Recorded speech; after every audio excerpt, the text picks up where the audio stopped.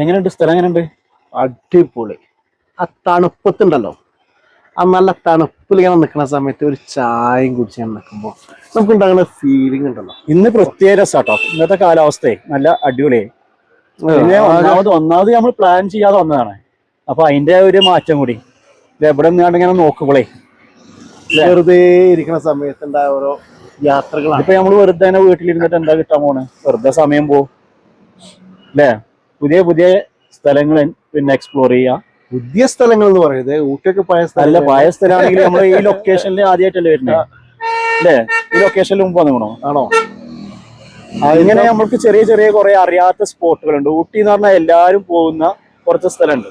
എന്നാൽ ഇതേമാതിരി ഉൾനാട്ടിലേക്ക് വരുമ്പോൾ അല്ലെങ്കിൽ ഇതിന്റെ ഉൾപ്രദേശത്തേക്ക് വരുമ്പോൾ നല്ല അടിപൊളിയാണ് അല്ലേ? തീർച്ചയായിട്ടും. അതാണ് ശരിക്കും നമ്മൾ എന്ത് ചെയ്യേണ്ടത്, കാണേണ്ടത് അല്ലേ? ഊട്ടി എന്ന് പറയുന്നത് തണുപ്പ് തന്നെയാണ്.